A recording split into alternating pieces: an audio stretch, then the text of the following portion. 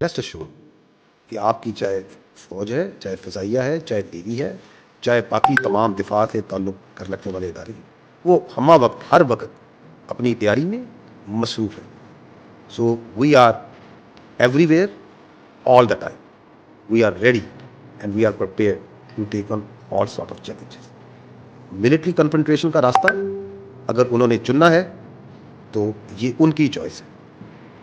آگے یہ کدھر جاتا ہے یہ پھر ہماری چوائس ہے. بسم اللہ الرحمن الرحیم. السلام علیکم ناظرین، آپ دیکھ رہے ہیں ڈیجیٹل دعویٰ نیٹ ورک اور میں ہوں حماد حمید. ناظرین، آج 2 گھنٹے کی پریس کانفرنس، وہ بھی D G I S P R کے ساتھ نائب وزیر اعظم پاکستان اور ساتھ بیٹھے ہیں مشیر وزیر خارجہ.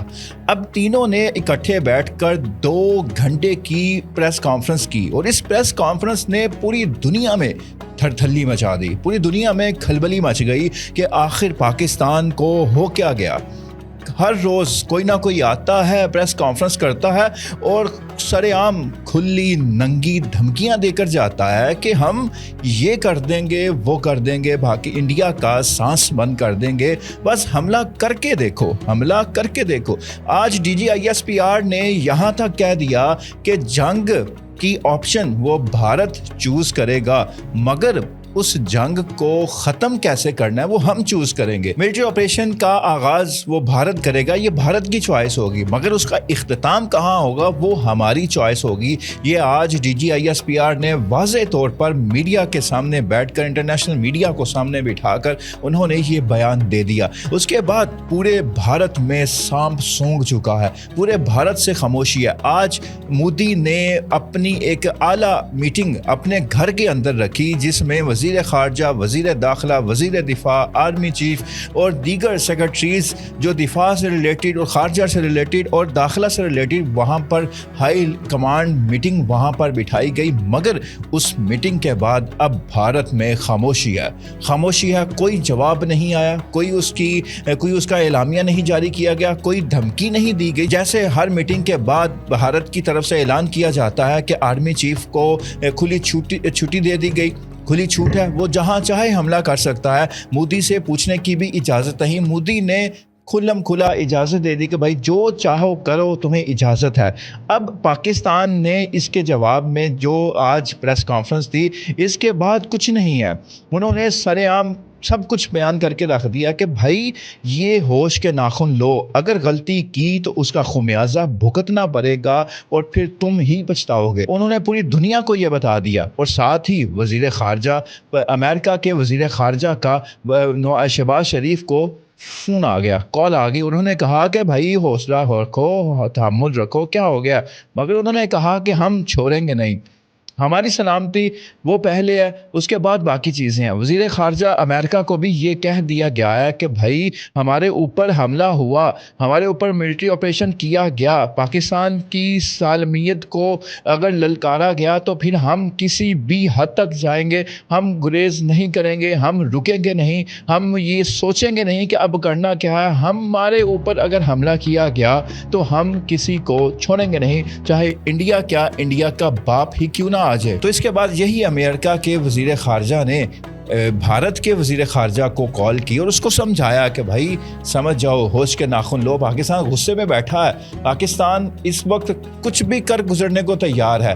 اگر غلطی تمہاری چھوٹی سی بھی غلطی، تمہیں اس کا ایک بڑا جواب ملے گا. اب بھارت نے اس کو کیا جواب دیا ہے یہ ابھی تک کوئی رپورٹ نہیں آئی، کیونکہ بھارت کی طرف سے اس وقت مکمل خاموشی ہے کہ جیسے سامسونگ کیا ہو.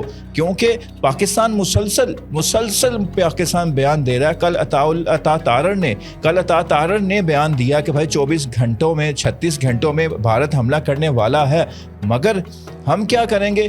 اس نے بھی وہی کہا کہ بھائی ہمارے پاس آخری آپشن ایٹمی جنگ کی ہوگی، ہم ایٹم بم بھی چلائیں گے، ہم کسی بھی حد تک جانے سے گریز نہیں کریں گے اور اس کا ذمہ دار بھارت خود ہوگا. شروع تم کرو گے، اختتام ہم کریں گے. ساتھ ہی ساتھ D G I S P R نے یہ اعتراض بھی اٹھا دیا کہ جیسے ہی پہلگام ہوا اس کے صرف ٹھیک 10 منٹ بعد ہی ایف آئی آر درج ہو گئی. انہوں نے کہا کہ جب 10 منٹ ابھی گزرے ہیں تو اس کا ایف آئی آر کا ہو جانا یہ ایک بہت بڑا سوال ہے کہ 10 منٹ 10 मिनट कोई टाइम नहीं होता कि वहाँ पर पुलिस ही जो वो वहाँ पर हमले के मौके पर जो वहाँ पर मौजूद थे, जो विक्टिम्स थे, उनकी ज़ुबानी मीडिया पर वीडियोस मौजूद हैं कि पुलिस ही आधे घंटे पौने घंटे बाद आई, मगर FIR दर्ज हो जाती है 10 मिनट बाद ही, और FIR में दर्ज होता है कि इस हमले का जिम्मेदार पाकिस्तान है।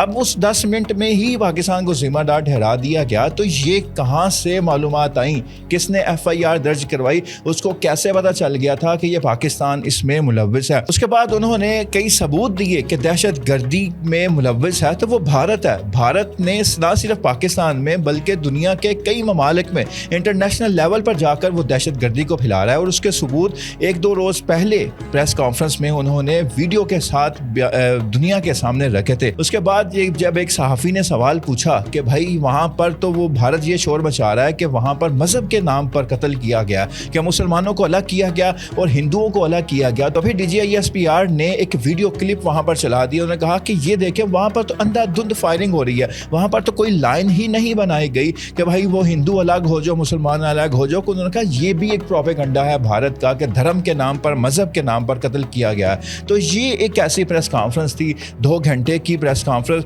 कि जिसने पूरी दुनिया में एक थरथली मचा दी है कि पाकिस्तान आखिर आज इस मूड में आ कैसे गया। पाकिस्तानियों में ऐसी जुर्रत कभी कभी आती है, मगर ये जुर्रत पाकिस्तानी आज दिखा रहे हैं, तो ये पाकिस्तान की सालमियत को आज ख़तरा है।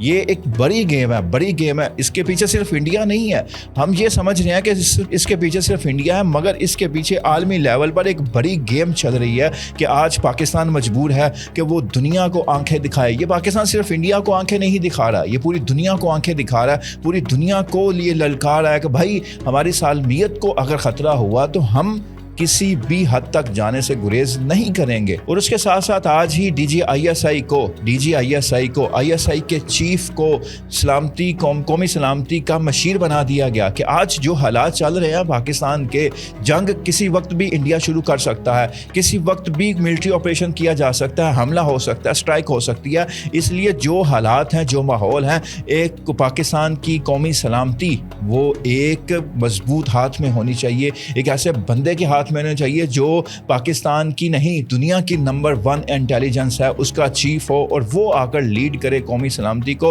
और फिर दुनिया को बताए कि भाई अब आओ, किसने आना है पाकिस्तान को, किसने छेड़ना है कौमी सलामती के बारे में। कोई अगर उंगली काटेगा तो हम उसकी उंगली नहीं, उसका पूरा बाजू काटेंगे। तो ये आज जवाब दिया गया है 2 घंटे की प्रेस कॉन्फ्रेंस में, और 2 घंटे की ये प्रेस कॉन्फ्रेंस आज जंग से पहले ही तबाही मचा चुकी है इंडिया में। इंडिया भी अब सोचने पर मजबूर होगा कि अब वो करे क्या। मोदी तो अब भागे ही भागेगा। ये आज पाकिस्तान की ऐसी प्रेस कॉन्फ्रेंस थी कि मैं कहता हूं कि पाकिस्तान की तारीख में ऐसी प्रेस कॉन्फ्रेंस आपको नहीं देखने को मिलेगी। इसी के साथ मैं अल्लाह ताला से दुआ गो भी हूं कि अल्लाह ताला हमारा जज्बा, हमारा ईमान सलामत रखें। हम इसी जज्बे के साथ दुनिया के हर मुसलमानों के दुश्मन को, हर पाकिस्तान के दुश्मन को हम ललकार सकें और दुनिया को पैगाम दे सकें कि मुसलमान आज भी ज़िंदा है, पाकिस्तानी आज भी ज़िंदा है। वो अगर पाकिस्तान की सलामती को अगर कोई चैलेंज हो, मुसलमानों की सलामती को कोई चैलेंज हो, तो हम यहाँ पर बैठे हैं उसको ललकारने के लिए। अल्लाह हाफिज़।